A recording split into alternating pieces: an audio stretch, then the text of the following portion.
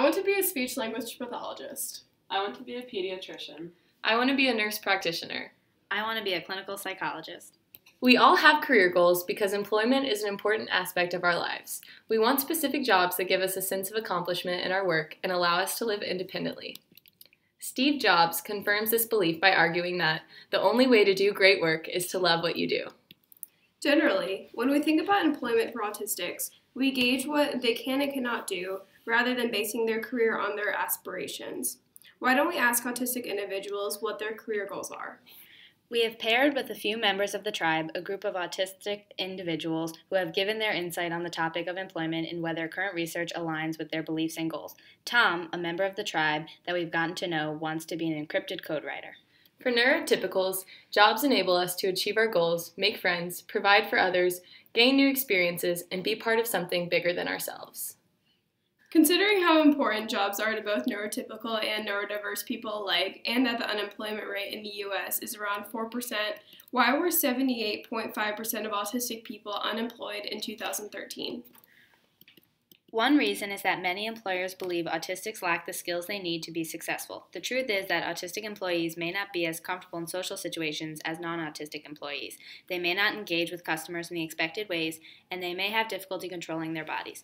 For example, members of the tribe have expressed individual differences in social behaviors such as difficulty maintaining eye contact, distaste for small talk, and a mind-body disconnect that results in unreliable bodies. It is important to point out that these barriers to employment are largely outside of the autistic person's control. Intervention programs for autistics are typically designed to increase employment rates for the autistic population.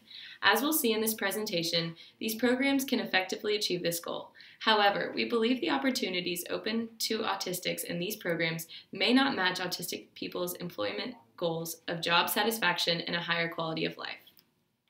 One intervention program designed to prepare autistic individuals for competitive employment compared two groups: the control group that continued to receive regular high school special education, and a treatment group that received both classroom education and intensive employment support. This consisted of job site training and assistance finding internships. As shown on the pie graph, after 9 months, the blue represents the fact that 87% of the autistics in the treatment group were employed compared to orange, which shows that only 12% of the control group was employed. As the purple and pink bars in this figure show, the treatment group earned a mean wage of $8.46 compared to 60 cents for the control group. Likewise, the light and dark blue bars show that the treatment group worked an average of about 20 hours per week, while the control group worked a mere 2.5 hours per week. While this intervention proved to have a positive effect, clearly there are still disparities between the level autistics have reached in this study regarding income, weekly hours, and the level neurotypicals would aspire to achieve.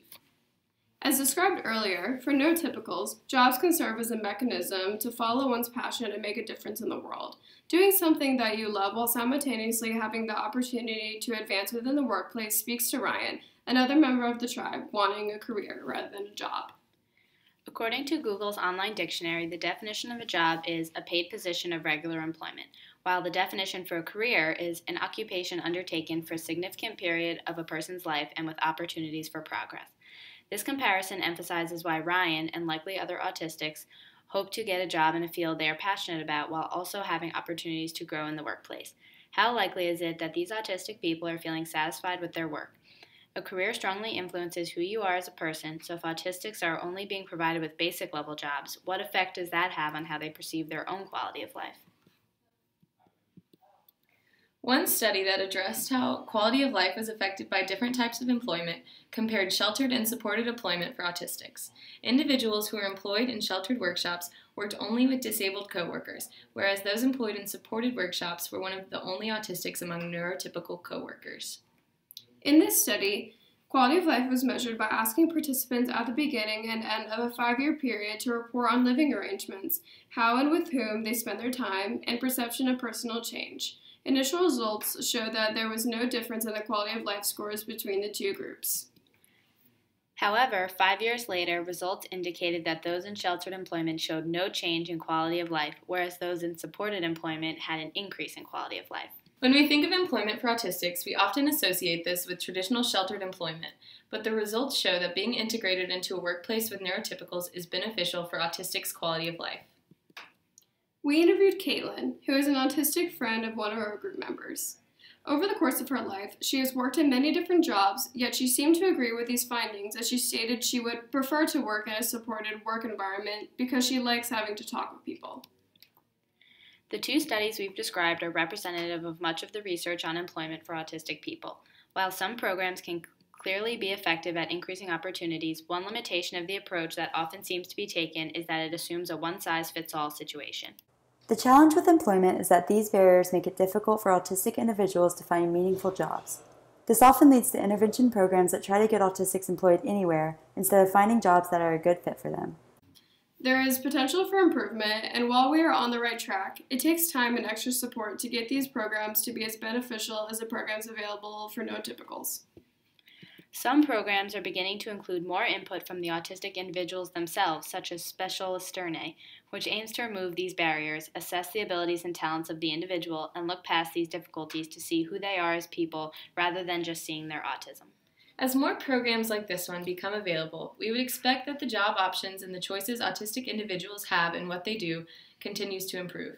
The ideal program should focus on including autistics in the decision-making process by asking the individuals what their career goals are and helping them on their path to those goals, just as is commonly done for neurotypical individuals.